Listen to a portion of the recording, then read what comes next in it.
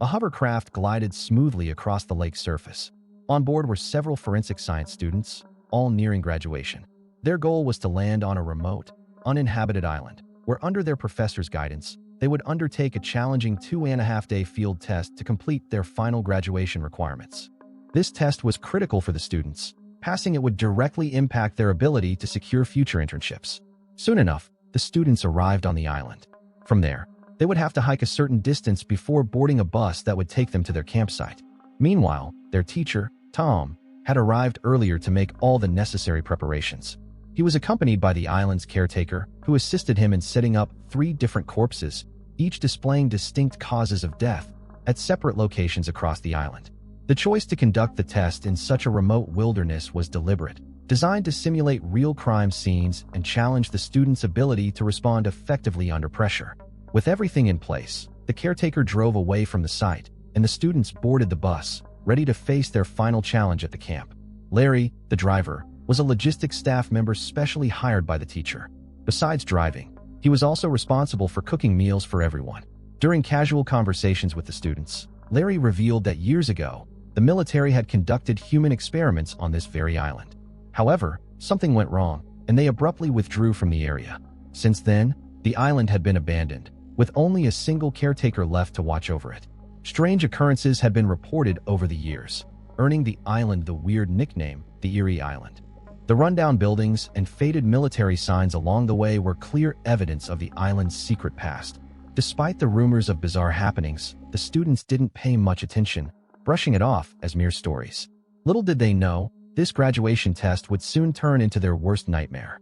Before long, the students arrived at the campsite, where Tom began assigning their tasks. The 6 students were split into 3 groups, A, B, and C, with 2 members in each team. Each pair was sent to a separate location to carry out their field test. Since Eerie Island was so remote, there was no phone signal, so the students had to rely solely on walkie-talkies to communicate.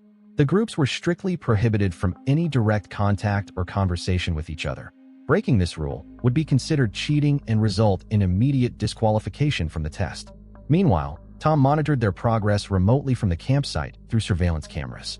After explaining all the rules, Tom dismissed the group and told them to head back to their dorms to prepare for the test. Nearby, Larry accidentally knocked over a metal bucket, spilling a mysterious black liquid onto 2 walkie-talkies. Suddenly, white smoke began rising from the devices, revealing the liquid was corrosive. Panicked, Larry quickly extinguished the smoke and kicked the contaminated walkie-talkies aside.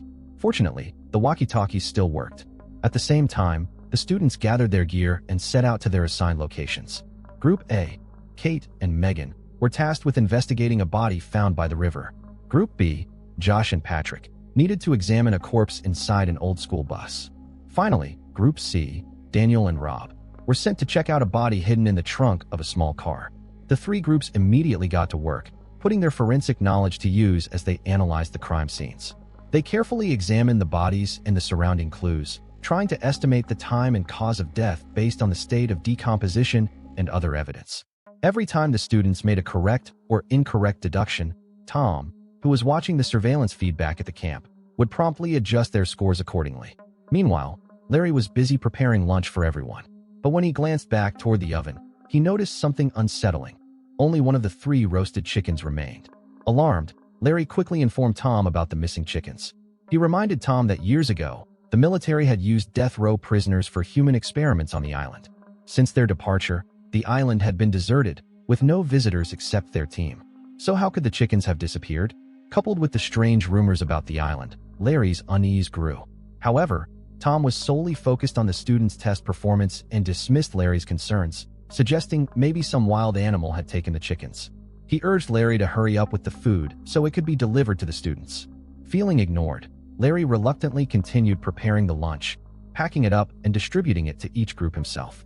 While on his way to deliver lunch, Larry made an unsettling discovery. Needing to use the restroom, he stumbled upon a dilapidated shack and inside found the corpse of a woman. Shocked and terrified, he quickly ran to the riverbank where Megan was waiting and handed over the lunch, also sharing what he had just seen. Back at the camp, Tom watched this unfold on the monitors and urged Larry to leave immediately, warning him not to interfere with the students' test. Meanwhile, Kate followed Larry back to the shack to investigate the situation. After a thorough check, Kate confirmed that the corpse wasn't one of the staged bodies they had been instructed to examine. However, as Larry reached for his radio to report the situation to Tom, the device suddenly lost signal. What's worse, Larry noticed the corpse twitch on the ground. He quickly warned Kate that the body had come back to life, but Kate dismissed it as a prank and left without hesitation. Unbeknownst to both of them, the corpse stood up just moments after they walked away. After leaving the shack, Larry resumed his rounds, delivering lunch to the remaining two groups. He warned Daniel and Rob not to get too absorbed in their work and to stay alert, constantly watching their backs. With that, Larry left the scene, leaving the two students confused and unsettled. As Larry prepared to deliver lunch to the last group, B team, he suddenly spotted a fleeting figure darting through the woods. Terrified, he dropped his backpack and ran straight back to the camp, too scared to deliver the food. In his panic, he missed a step and fell hard to the ground, losing consciousness. Meanwhile, Daniel and Rob noticed their radios were running low on battery, forcing them to pause their work and return to camp for replacements. As they passed through a patch of trees, Rob stumbled and fell. When he looked up, he caught a glimpse of someone wearing a sports jersey nearby, but Daniel saw nothing unusual and dismissed Rob's concerns. At the same time, Kate returned to the dormitory and told Megan about the corpse she had found. Since their radios had lost signal and they couldn't confirm anything with Tom, Kate suggested they should check the corpse out themselves. Maybe it was a hidden task Tom had set to test them. Megan agreed, but she was still busy examining the body by the river, so they decided to split up and investigate separately. Kate handed the camera back to Megan and went off to take some photos of the corpse, planning to regroup later for a closer look. But when Kate returned to the abandoned shack, she was horrified to find the body had vanished. It suddenly hit her that Larry hadn't been lying after all. Alarmed, she hurried back toward camp, only to stumble upon the reanimated female zombie lurking in the woods. Panicked, Kate sprinted away, but in her frantic escape, she accidentally ran into a dead end covered with thick brambles, which trapped her arm and slowed her down. With the undead closing in fast and Kate unable to free herself, desperation set in. The zombie showed no mercy, biting off her finger before sinking its teeth into her throat. Her agonized screams echoed through the forest. Back at the dorm, Megan sensed something was wrong when Kate failed to return. She rushed out to search and soon found Kate brutally mauled and barely recognizable. Shocked by the state of her friend, Megan wasted no time helping her back inside and quickly tended to her wounds. Kate's neck wound was grave, and with the limited medical supplies in the dorm, she soon succumbed to blood loss and stopped breathing. Watching her best friend die right before her eyes left Megan both terrified and heartbroken. Once she snapped out of her shock, Megan quickly realized the woods might harbor danger, so she locked every door and window tightly. What Megan didn't realize, however, was that the real threat was behind her, Kate. Not long after, Kate underwent a horrifying transformation into a zombie. When Megan saw her friend's lifeless, grotesque form approaching, she grabbed a small knife and mustered all her courage to fight back. After a fierce struggle, Megan noticed her attacks barely fazed the undead Kate. In desperation, she pushed over a nearby shelf, trapping the zombie underneath and buying herself a momentary escape. Meanwhile, over at Group B's location, Josh and Patrick were still focused on their task. Josh was collecting samples from a corpse beneath a school bus when he suddenly noticed a pair of human feet walking past.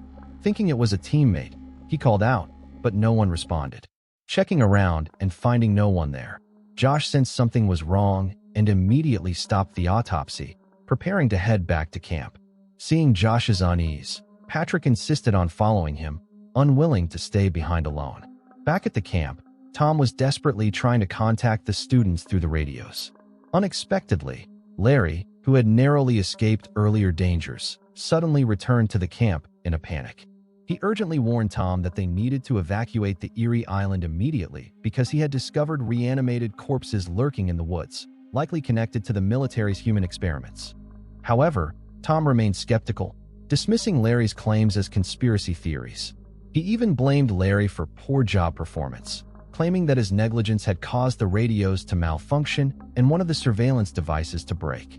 After voicing his doubts, Tom decided to step outside to inspect the communication lines himself. But inside the cabin, the lights started flickering uncontrollably. Seeing this, both rushed out to check the situation. Suddenly, a zombie appeared on the surveillance screen, gruesomely tearing out the intestines of the corpse stored in the trunk of a car. Tom and Larry quickly traced the problem back to the corrosive liquid Larry had accidentally spilled from the overturned metal barrel. The liquid had severely damaged the cables on the ground, disrupting the system. At that moment, Daniel and Rob returned to camp. Noticing Tom and Larry working to repair the damaged cables, they didn't linger and immediately grabbed 2 spare radios before heading back to their assigned sites. Thanks to Daniel and Rob's efforts, the communication lines were finally restored. But their relief was short-lived. A zombie, attracted by the flickering lights, approached the camp. Larry had barely switched on the monitor when he spotted the undead creature looming nearby. At that moment, Josh and Patrick also returned to camp. Larry quickly relayed everything he had witnessed to them. Already sensing something was wrong, Josh took Larry's account seriously. However, Tom, who hadn't seen any zombies himself, remained skeptical and doubted their warnings. Meanwhile, Daniel and Rob had gone back to their assigned site and discovered a corpse completely gutted, its internal organs missing. Daniel assumed this was some deliberate sabotage by Tom, meant to test their emergency response skills. But Rob disagreed. He recalled spotting a figure wearing a sports jersey earlier, and his instincts warned him that staying there was too dangerous. When Daniel refused to listen, Rob decided to leave on his own. Unfortunately, Rob's instincts proved right. Halfway through his escape, he encountered a zombie. As the creature growled and lunged at him, Rob panicked and ran. In his desperate flight, he accidentally stumbled into a dead end, a fenced-off area with an iron gate. Frantically trying to open it, Rob was confronted by another zombie on the opposite side. These creatures were mutated death row inmates. Soon, more zombies closed in from behind. Trapped with no way out, Rob was brutally devoured alive by the 2 zombies. His screams echoed back to the nearby camp, forcing Tom to finally accept that something seriously wrong was happening on Erie Island. He hastily pulled out a pistol to defend himself.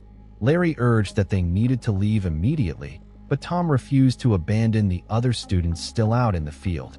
During their conversation, Daniel returned to the camp and noticed Rob was missing. Seeing the serious expressions on everyone's faces, he quickly asked what had happened. When he learned that corpses were coming back to life and that Rob was likely attacked, Daniel instantly lost his composure. Worried about his girlfriend Megan, who was still out there, he grabbed a hammer and rushed off to find her. Meanwhile, Josh and Patrick also decided to search for Rob. What they didn't know was that Rob had already turned into a zombie and was creeping toward Megan's dormitory. Even worse, the zombie trapped under the cargo container had broken free. Megan, no stranger to danger, grabbed a tool and shouted fiercely as she charged, nailing the zombie to the wall. But the noise attracted the mutated Rob, who smashed through the floor trying to get inside. Fortunately, his body got stuck under the wooden boards. Megan quickly freed her hands to fight back. She doused the zombie with acid, but when that failed to stop it, she frantically struck it with a wooden plank. The zombie's resilience shocked her, especially when the corpse of Kate, pinned to the wall, suddenly began twitching. It wasn't until Megan grabbed a sharp piece of wood and forcefully stabbed it into the zombie's brain that the movement finally ceased. Realizing that conventional methods couldn't kill the remaining zombie Rob, Megan quickly improvised a bomb using chemical agents. She then rushed up to the rooftop, and, just as the zombie broke free and was closing in, she dropped the bomb, blowing it to pieces. With the immediate threat neutralized, Daniel finally arrived, and the 2 wasted no time escaping the area. Meanwhile, back at the camp, the situation wasn't any better. Tom and Larry were reinforcing the doors and windows to keep the zombies out. Suddenly, a zombie appeared outside a window. Tom, armed and ready, didn't hesitate to shoot it. The zombie collapsed instantly. To be sure it was dead, Tom decided to step outside and check. But no sooner had he stepped out than 2 zombies lunged at him. In the chaos, Tom stumbled and dropped his handgun. Luckily, Larry pulled him back inside just in time and slammed the door shut, blocking the zombies outside. After a tense moment, the zombies finally calmed down. To prepare for any future attacks, Larry used gasoline to make a few Molotov cocktails for defense. Meanwhile, Tom braved the outside again, retrieved his lost handgun, and took down a zombie that was feasting on some beef. Inside the house, Larry ran into terrible luck. A zombie suddenly crawled through the floorboards and appeared right inside.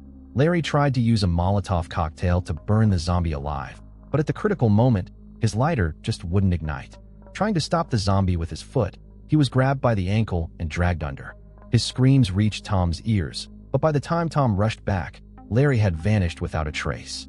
Meanwhile, Josh and Patrick were searching for Rob in the woods when they too were ambushed by zombies. They barely escaped to the road and took refuge inside the bus that had brought them to the camp. But the zombies weren't giving up. Just as the doors were about to be forced open, Josh quickly started the engine and slammed the gas pedal, finally shaking off the relentless pursuit. At the same time, Daniel and Megan arrived at the B group's task site beside the school bus. Just as they prepared to get inside for safety, Tom found them. Learning that Kate and Rob had already been killed, he handed Megan his handgun and told them to stay inside the bus while he went off alone to search for Josh and Patrick. But soon after Tom left, they heard eerie growls nearby. It was Larry, now a zombie, wandering close by. Determined to remove the threat, Daniel and Megan decided to take the initiative. However, the moment they stepped out of the bus, zombie Larry lunged at them with snarling teeth. In a moment of desperation, Megan fired her gun. Unexpectedly, Daniel charged forward with a hammer raised at the same time. The bullet struck Daniel squarely, leaving the rushing zombie stunned and confused. Just as it prepared to feast, Megan quickly shot again. Fortunately, the bullet hadn't hit any vital spots, and Daniel didn't blame Megan. He knew it wasn't intentional. Their priority now was to get out of there as fast as possible. As Megan helped Daniel to his feet, Josh appeared in the distance, driving the bus. The four of them quickly regrouped, but there was no time to explain. Megan urged Josh to drive away immediately. The bus barely got moving when a zombie suddenly appeared in the middle of the road. Josh slammed the gas pedal and ran it over, but another zombie quickly appeared behind it. Instead of driving away, Josh angrily shifted into reverse and crashed into the second zombie. Just as he let off some steam and prepared to flee, Josh found the gear stick was stuck. Worse still, the zombie he'd hit wasn't dead. It lunged forward, smashing through the windshield. Patrick got caught up in the struggle. In the nick of time, Josh finally managed to start the bus again, but the obstructed view caused him to lose control, and he crashed straight into a house by the roadside. When they finally came to, Patrick had already died in the crash. Before they could even catch their breath, another zombie charged at them, crawling straight into the bus and closing in on Megan. In a desperate moment, the injured Daniel fired his gun and killed the zombie. With the danger temporarily past, the three of them hurriedly drove away, their minds focused solely on reaching the dock and escaping the eerie island. Even when a massive iron gate blocked their path, it couldn't stop their determined progress. But then, a powerful impact caused the vehicle to lose control. Josh couldn't brake in time and crashed headlong into a tree stump, causing the bus to flip over once again onto its side on the road. Fortunately, all three suffered only minor injuries. With no vehicle left, they had no choice but to continue on foot. Eventually, they arrived at an abandoned house where Daniel, too injured to go any further, forced them to stop and rest. At dawn, Tom finally tracked them down, following their trail through the wilderness. Before long, a pickup truck appeared in sight. It was the island's caretaker who had originally brought Tom there. Unable to reach Tom by radio and worried something was wrong, he had driven over to check on them. Just as he was about to ask what had happened, an angry Tom punched him to the ground. Tom demanded to know why the caretaker hadn't told them the truth about the island's situation, which had led them into danger and caused the deaths of 4 people. The caretaker explained that he was just a low-level worker who only knew that the military often sent death row prisoners to the island for some kind of experiment. He didn't know the details of what actually happened. Since it had all been so long ago, he never thought it would cause any trouble, so he never mentioned it. As Tom grabbed the caretaker and pinned him against the truck to press for answers, a zombie suddenly appeared behind them. In a cruel twist, Tom pushed the caretaker straight into the zombie's grasp as punishment for his concealment, then quickly climbed into the truck himself. But when he tried to start the vehicle, he realized the keys weren't inside. Only when the zombie finished biting the caretaker and advanced toward them did Tom notice the keys were in the zombie's mouth. Apparently, the caretaker had tried to resist and accidentally shoved the keys inside the creature. And with that chilling moment, the story abruptly ended. Whether they managed to escape remained unknown. But one thing was clear: to get off the island, they'd have to kill the zombie and retrieve the keys, a daunting task that hinted at a grim fate for them all.